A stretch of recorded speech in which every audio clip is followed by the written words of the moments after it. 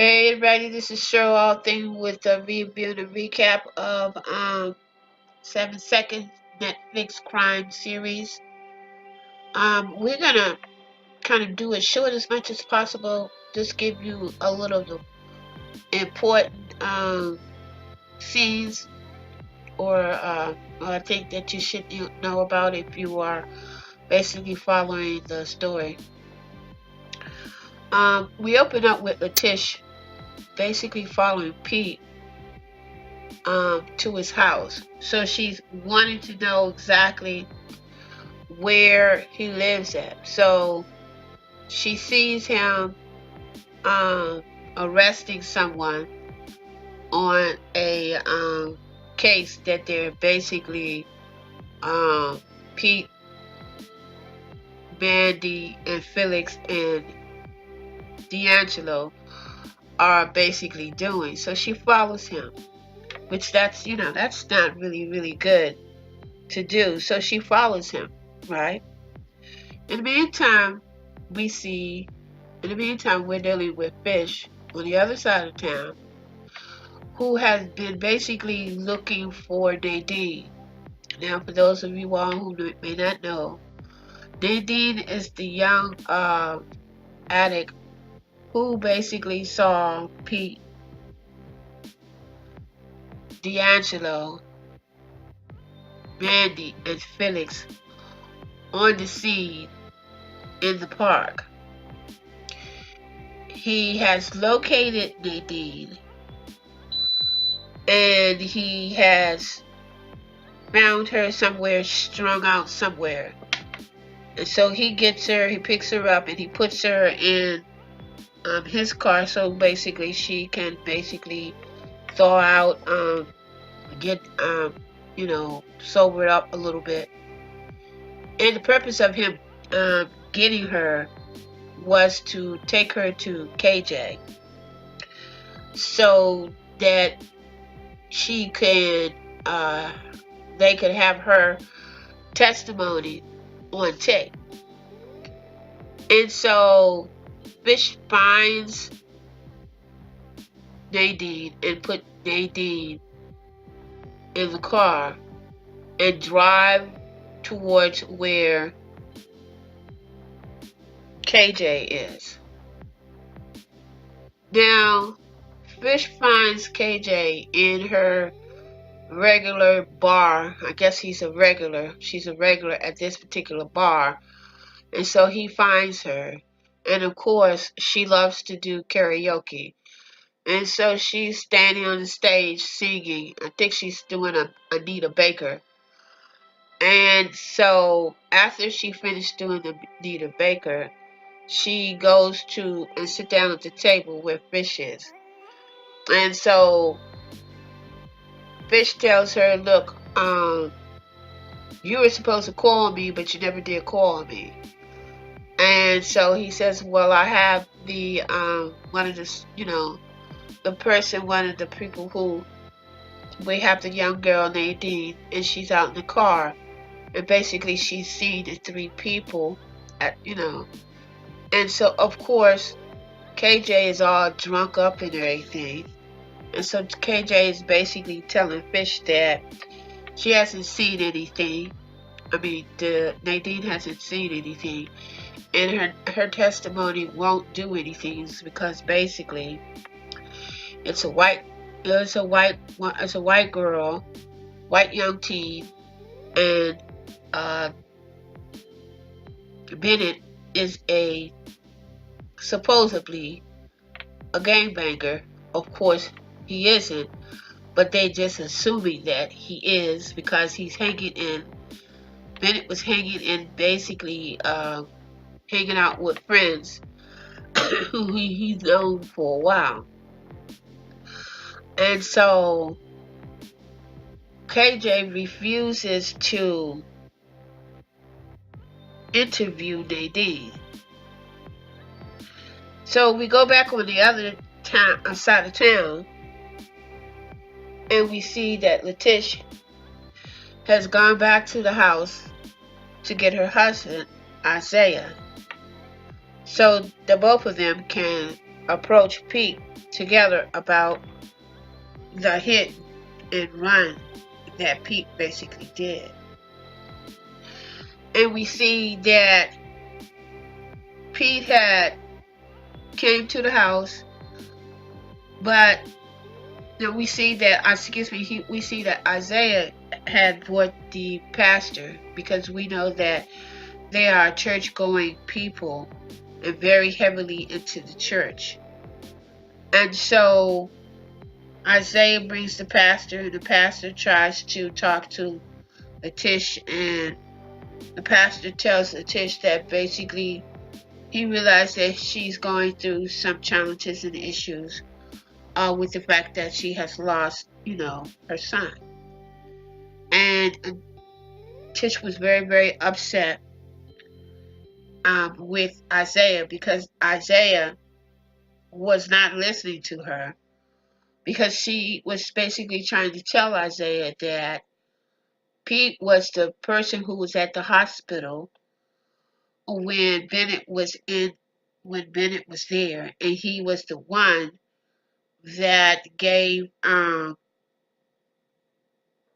Bennett the pelicans, the little pelicans that he liked to do, because he really liked doing those pelicans. And so of course Isaiah was not really listening to what was being said. So in the meantime, we go back on the other side of town, and we see KJ has been basically thrown out of the bar because the bar is basically closed. And she wanted to sing one more song.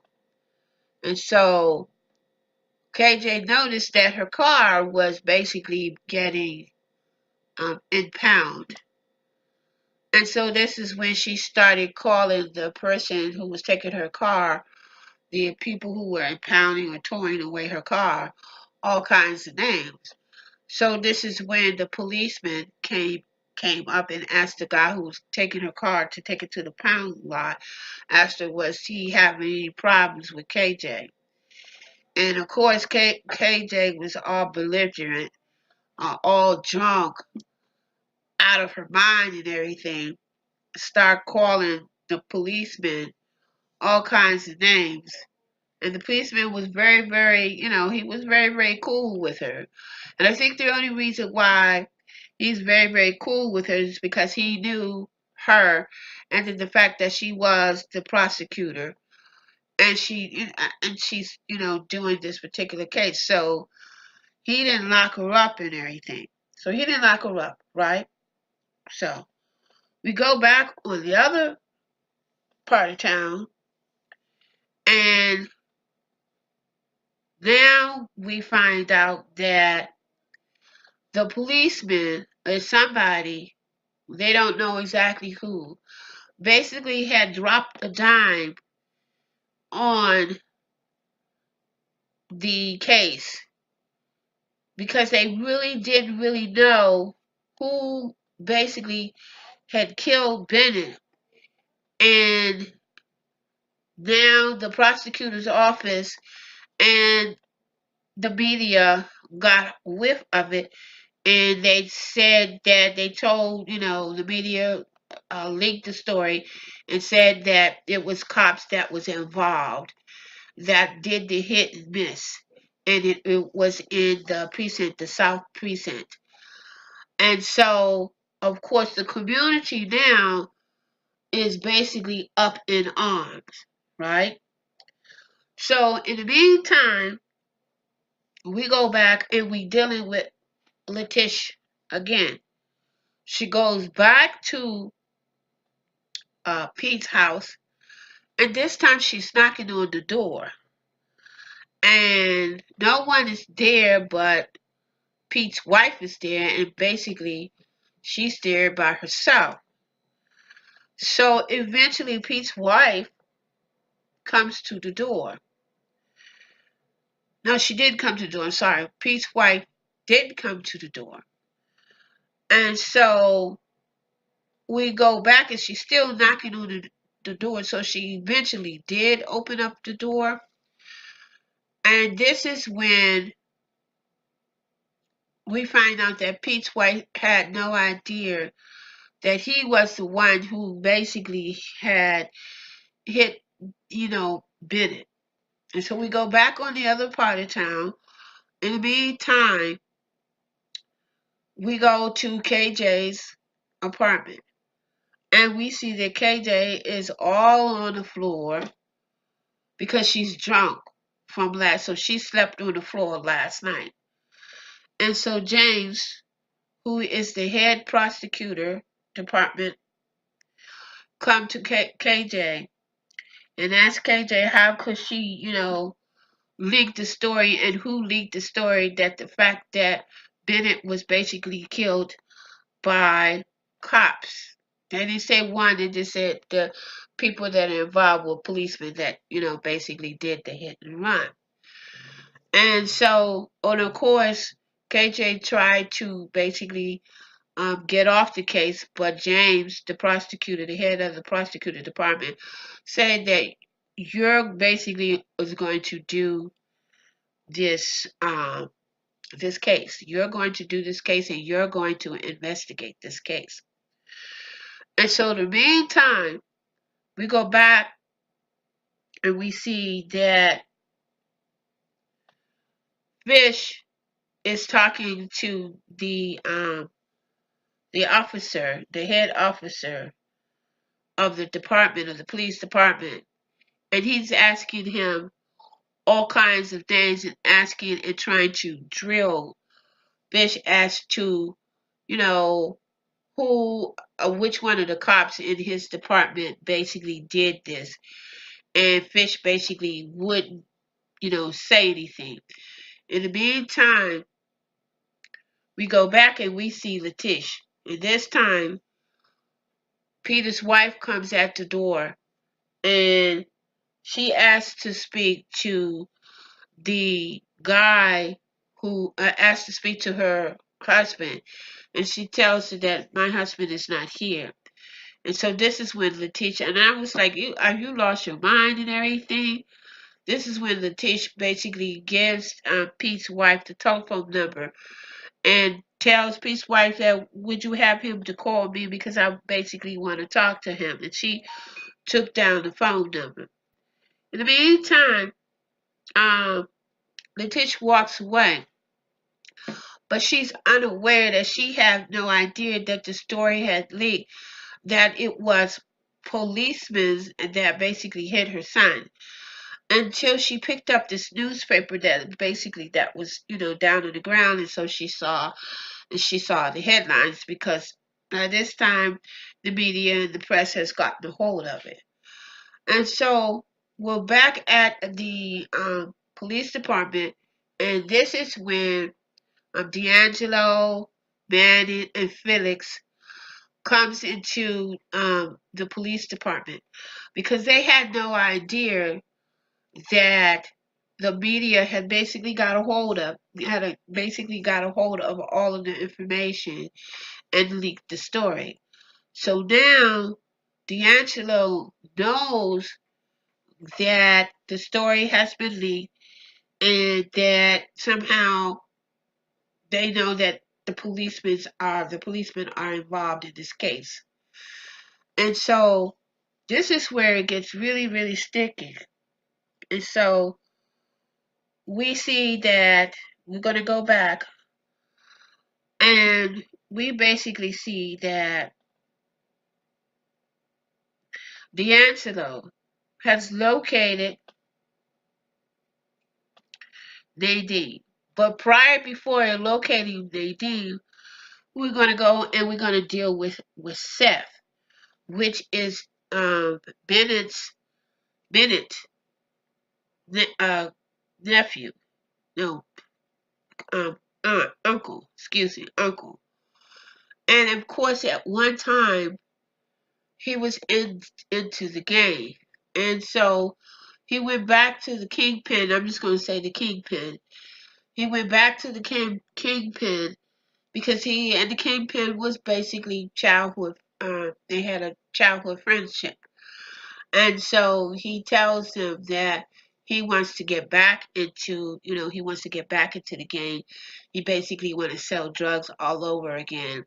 The reason why is that he can't seem to find a job, and basically he's staying with his he's staying with his sister, and that the kingpin basically had paid off the hospital bills and all the other bills um, that they had accumulated with, the funeral and everything. So he, gave the money to Seth, and then Seth was trying to not get back into the game, but he got back into it because he couldn't find a job, and then the fact that he was a vet. And so, we know that vets have been getting a second raw deal as far as trying to find jobs, trying to find housing. And so the kingpin tells Seth that he's sorry, basically, that his nephew was killed by the cops. And he said, "I hear that your nephew was killed by cops. I'm sorry, my condolence." And so, in the meantime, we are dealing with Nadine now. It's nighttime, and we're basically dealing with Nadine. Nadine is basically sitting up in her bed, just resting and chilling. And then all of a sudden, she gets a text from one of her girlfriends, and she tells her girlfriend says, sends her a text that says, "What do you think about my new boyfriend?" Now, what had happened was that D'Angelo had located where Nadine lived and the school that she was attending. And so found out one of her best friends. And so D'Angelo, I guess they were on the school. D'Angelo goes into the bathroom and gets the girlfriend phone. And he was very violent with her. But he didn't do anything. It's just he held it. But anyway, this guy is the scum of the earth. He hold up this young girl, grabbed her by the throat, and to make it short, he takes her cell phone, and he pretends to be Nadine's. He pretends to be the friend of Nadine, and send Nadine a text message, right? And so Nadine sees the text message, and she looks at it. And so the text message is telling Nadine, if you want to see what my boyfriend looks like, because she was dating this little black uh, guy, the girl was white, and she was blaming that. Isn't he cute? That's what the text said. And the text also said that if you want to see um, me and the boyfriend, why don't you, come outside? Because I'm outside, come around in the back, and I'm over there by the shed, whatever, right? And so basically, Nadine takes her phone, and she goes out back to meet her friend, so she could see her friend's boyfriend. In the meantime, it's not her friend that's sending the text message to her. It's D'Angelo. Yes, D'Angelo. D'Angelo. He had got the girl's phone and pretended to be the girl, and that's when it went off. This is very intense, guys. Uh, it's really, really intense. Seth is back on the corner selling drugs again. KJ is going to be doing the trial.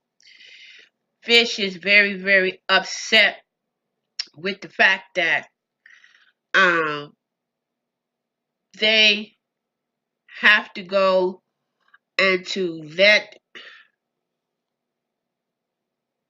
Bennett's parents, Isaiah and Letrice, know that it was policemen that killed their son. So it's getting very, I keep trying to tell you, it's getting very intense. It is very racial, especially because they say a lot of racial things. We have one of the detectives who's a dirty cop. He is a Hispanic Mexican American. He's a Hispanic, and they say all kind of racial intentions about him, and they just make a whole bunch of. It's very. The show is very racial. It's written very racial. But this is something that basically goes on all the time, especially in the black community. Um, so that's it. There you have it. I know I'm a little late moving on it. I'm really dragging on this is because it is very intense, and it's getting ready to be even more. Until the next time, look, you know what I'm going to say. Click subscribe, share this video, and do comment on the video. And look, I don't have no more. This is it. I'm done. You know the deal. Peace, one love.